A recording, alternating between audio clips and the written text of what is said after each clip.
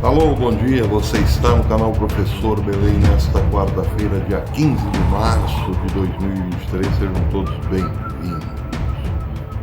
Ontem um amigo aqui do canal pediu-me que eu comentasse alguma coisa, falasse alguma coisa sobre os dois navios de guerra iranianos que atracaram aqui no Brasil, no porto do Rio de Janeiro.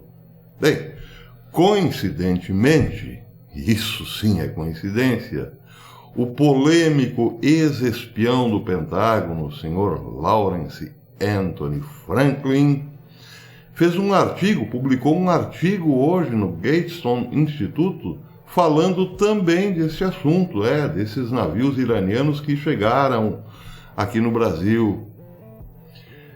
Bem, antes de falar sobre isso, eu preciso contar uma historinha que também está no bojo do artigo do senhor Franklin.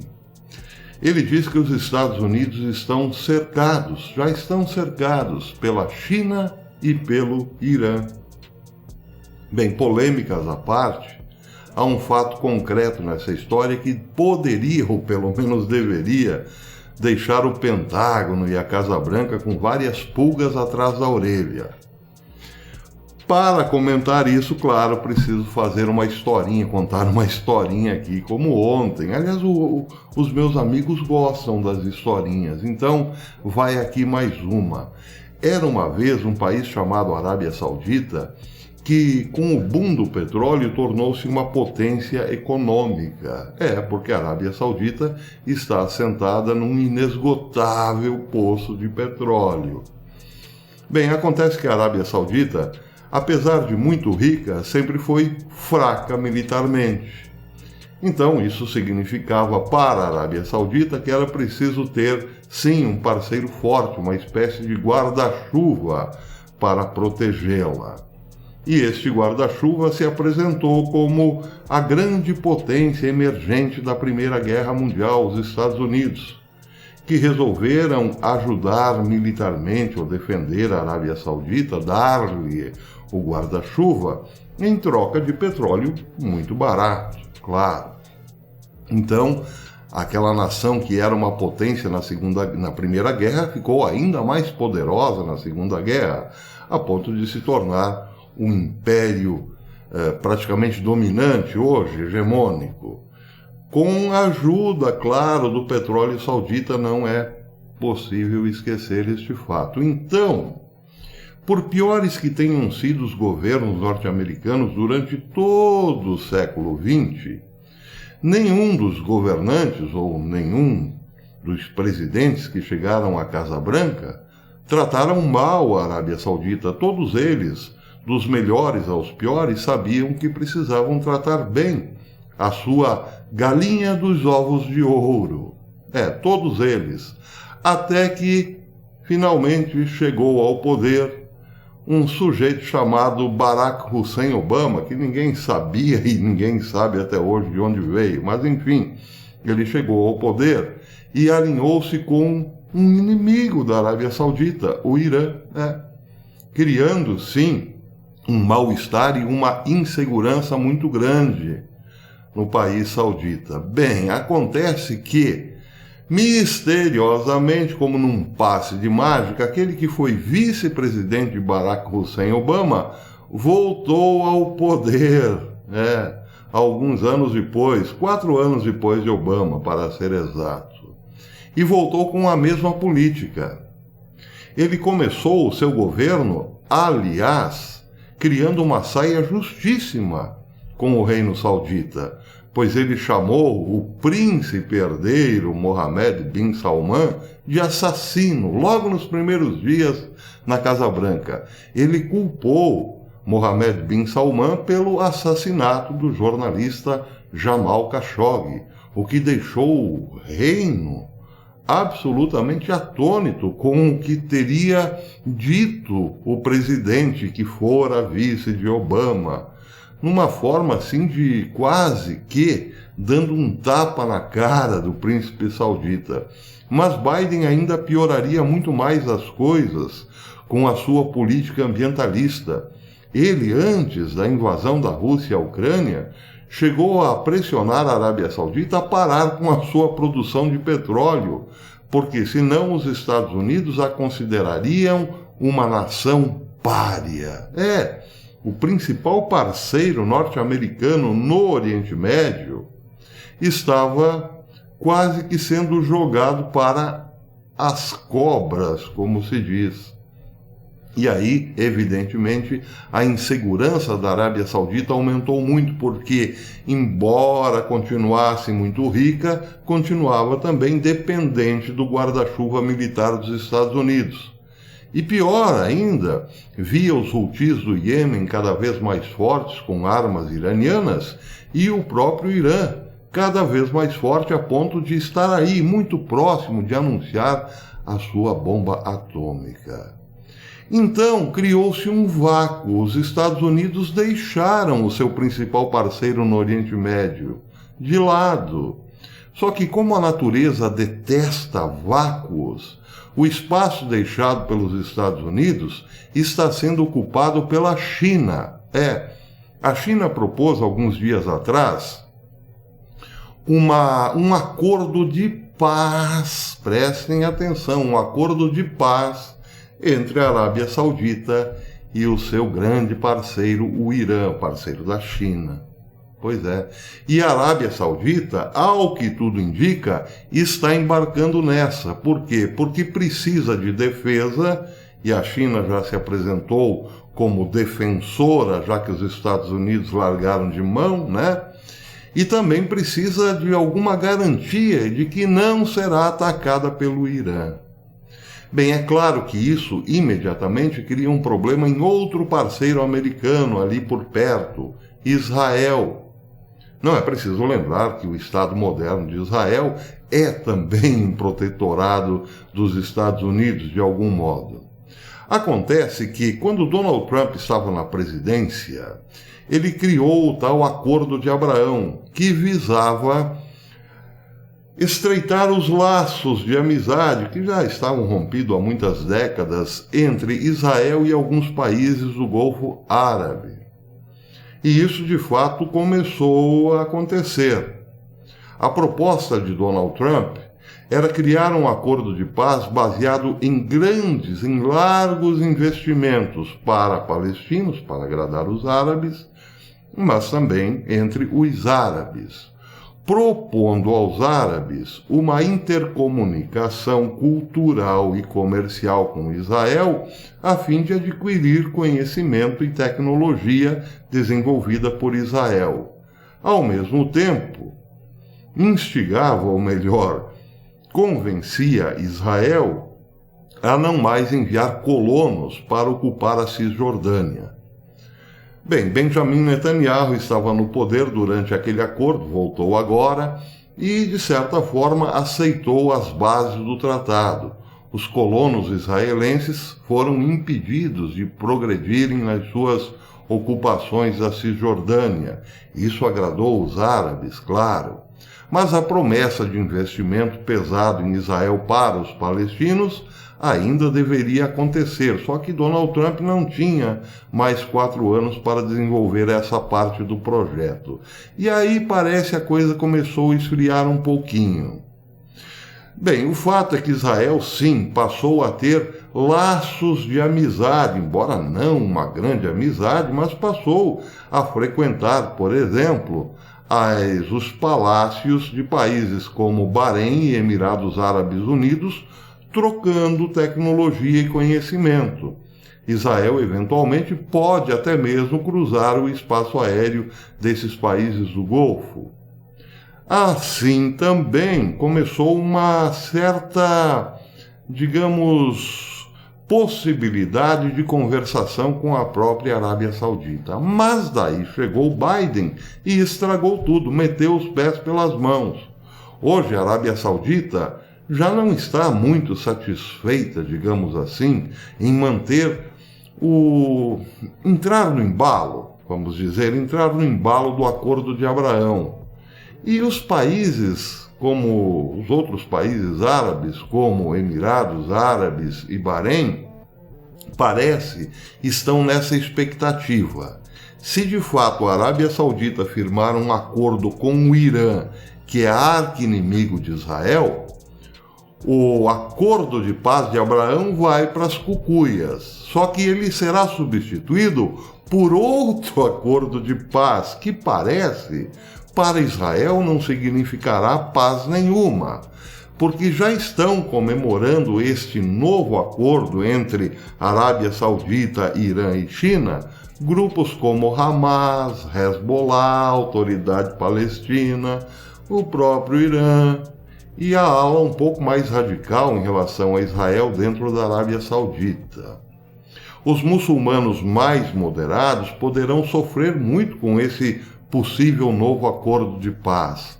Por quê? Porque eles se sentirão ainda mais intranquilos em relação aos xiitas do Irã. Os sunitas, dizem as más línguas, nunca ficam muito à vontade diante dos xiitas do Irã. Eles temem que mais cedo ou mais tarde o Irã poderá passar a perna na Arábia Saudita, já que sempre viu com muito interesse as cidades sagradas de Meca e Medina e, claro, os poços de petróleo do Reino Saudita. Bem, o fato aqui concreto é o seguinte: os Estados Unidos deixaram espaço que foi ocupado pela China no Oriente Médio. E para aqueles que gostam de profecia, relações proféticas, por assim dizer, é bom lembrar que a profecia de Ezequiel, que fala de Gog e Magog, diz que muitos se reunirão ali bem pertinho de Israel para um dia então atacá-la. Não estou dizendo que é o caso, mas estou dizendo que o arqui-inimigo de Israel, o Irã, hoje é a potência dominante no Oriente Médio, com a saída dos Estados Unidos. Os Estados Unidos, ao deixar o vácuo na Arábia Saudita, deixam Israel de calça curta. É fácil de entender, não é mesmo? Israel ficará cada vez mais sozinha nessa história. Bem, é bom perguntar se Biden está fazendo tudo isso de caso pensado. Voltando à sua influência desde o governo Obama, é possível dizer que sim, parece que ele está se fazendo de doido, mas, na verdade, para enfraquecer sua própria pátria e também aliados históricos, como Israel. Bem, esse é um ponto da história. Se de fato a China ocupar o Oriente Médio em parceria com o Irã, isso quer dizer que os Estados Unidos então vão sendo jogados cada vez mais para dentro da Europa. Só que na Europa, parece, a Rússia também está avançando no sentido de convencer os países europeus a abandonarem a louca aventura de Biden e da OTAN em relação à Ucrânia. A Alemanha já dá sinais de que, quem sabe não seja uma boa continuar nessa aventura louca da OTAN e de Biden. Então, se os Estados Unidos forem pressionados cada vez mais ou perderem cada vez mais poder dentro da Europa, o que lhe restará? E restará, claro, parte da Ásia, Japão, Coreia do Sul, mas lá a situação é muito tensa, até porque tem Coreia do Norte com toneladas de bombas atômicas e mais a China, não é preciso falar muito, e restará também essa fatia sempre ignorada pelos Estados Unidos, chamada América Latina, Caribe, etc. e tal. Só que agora entra em cena, então, este texto publicado hoje pelo polêmico Lawrence Franklin, que foi, inclusive, sofreu uma ação do governo norte-americano. Ele trabalhava para o Pentágono, para o Departamento de Defesa, e foi acusado de passar documentos secretos dos Estados Unidos que mostravam a situação, o desenvolvimento tecnológico na área militar do Irã para Israel. Ele foi inicialmente condenado a 13 anos de prisão, depois a coisa reduziu aí para alguns meses de prisão domiciliar e hoje ninguém mais fala no assunto. Ele se considerou culpado, sim, ele passou informações secretas do Irã para Israel pegando documentos lá do Pentágono, criou uma saia justa, mas ele alegou o seguinte: era preciso passar esse conhecimento a Israel porque, segundo ele, o Irã tinha más intenções. O fato é que parece que ele mora na Argentina hoje, atualmente, e hoje então publicou este artigo. Eu não vou ler o artigo porque ele é longo, mas apenas alguns tópicos, que faz inclusive alusão aos navios iranianos aqui no Rio de Janeiro. No primeiro tópico, ele diz o seguinte: Irã e China estão em movimento novamente. Na sexta-feira passada, para aparente surpresa do governo Biden, ele diz aparente surpresa, a China afirmou sua influência no Oriente Médio ao entrar no vácuo criado pelo presidente Joe Biden e intermediar um acordo entre Irã e seu vizinho ameaçado, Arábia Saudita, que Biden havia prometido fazer um pária e acabar com a venda do petróleo saudita. Os sauditas, no entanto, ouviram atentamente Biden e começaram a, então, abrir as portas para a China. O Irã, enquanto isso, não hesita em sua missão de exportar a revolução para o hemisfério ocidental. Mais recentemente, em fevereiro, 2 navios de guerra iranianos atracaram no Brasil. De lá, do Rio de Janeiro, a rota dos navios era para o Canal do Panamá, já controlado em ambas as pontas pelo novo aliado do Irã, o Partido Comunista Chinês. Não é preciso lembrar a importância do Canal do Panamá. Ele faz uma ligação do Oceano Atlântico com o Pacífico, o que reduziu e muito, desde o começo do século XX, as exportações americanas para a Ásia. O Panamá nem era um país, era um distrito, por assim dizer, uma província, né, da Colômbia, e por conta do Canal do Panamá acabou se tornando um país independente. Isso porque os Estados Unidos queriam já no começo do século XX fazer o Canal do Panamá, mas a Colômbia não topou de cara, de imediato. Então o que os Estados Unidos fizeram? Fomentaram a independência, propondo inclusive ou oferecendo armas para que os panamenhos se desligassem da Colômbia. Bem, como isso, digamos assim, assustou um pouco a Colômbia, ela acabou permitindo a construção do Panamá, mas veio logo a independência do Panamá da Colômbia e durante todo o século XX centenas de milhares de navios acabaram passando ali pelo canal. O canal recentemente foi aumentado, antes era restrito apenas aos chamados navios Panamex, com uma certa medida, hoje já navios maiores. Estima-se que 15 a 20 mil navios passem por ali por ano. É um porto importantíssimo, claro, que gera a bagatela de 2,5 bilhões de dólares ao Panamá por ano. Bem, mas o fato é o seguinte: além de toda essa importância, é claro que isso representa para os Estados Unidos também uma espécie de joia da coroa, claro. Só que agora, durante o governo Biden, parece que a joia da coroa, o Canal do Panamá, está também ele desprotegido, como ficou a Arábia Saudita lá no Oriente Médio. E aí, segundo o senhor Franklin, está este vácuo aqui no Caribe, está sendo ocupado por China e Irã, coincidentemente. Em outro tópico, ele diz: em um desafio visível ao domínio dos Estados Unidos no hemisfério ocidental, os navios iranianos seguirão para o Canal do Panamá, ficarão numa das extremidades, e na outra extremidade, aquela do Pacífico, segundo ele, ficarão os navios chineses, fazendo ali a guarda da joia da coroa, ou ex-joia da coroa, ou joia da ex-coroa, né, melhor dizendo.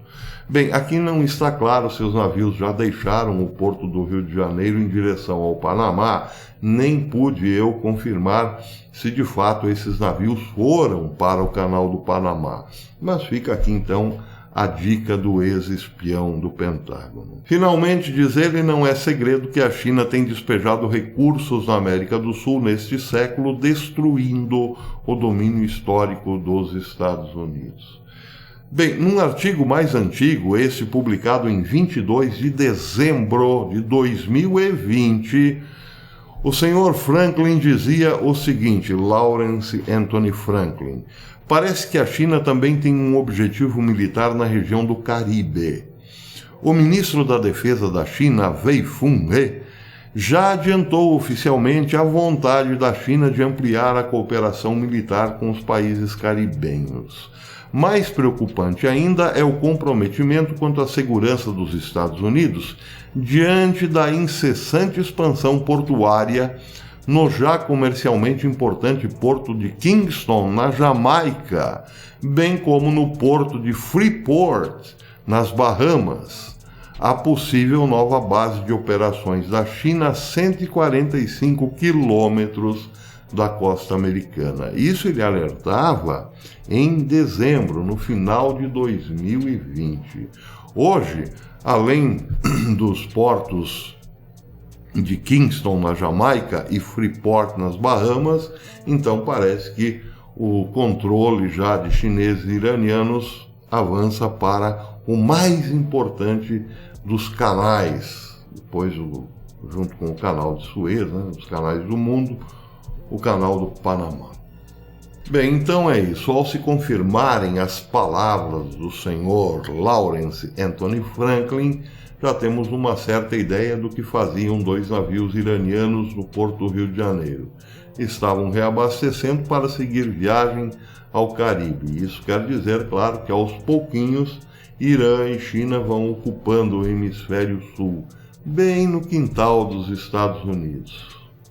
Estratégia norte-americana, por assim dizer, estratégia desse governo que está abandonando amigos históricos e fortalecendo inimigos históricos? Ou só loucura mesmo? Ainda não sabemos, mas a desconfiança é muito forte no sentido de que, sim, Biden foi colocado lá para destruir os Estados Unidos por dentro e de quebra todo o Ocidente. Melhor dizendo, de quebra toda a cristandade, né? Porque os próximos donos da banca certamente não terão muita tolerância com as bases, os fundamentos da civilização judaico-cristã, não é mesmo? Pois é. Bem, eu por enquanto vou ficando por aqui, mas assim que eu tiver uma notícia importante, as coisas estão bem quentes nesse momento, eu volto ainda aqui em edição extraordinária. Até depois, se Deus quiser.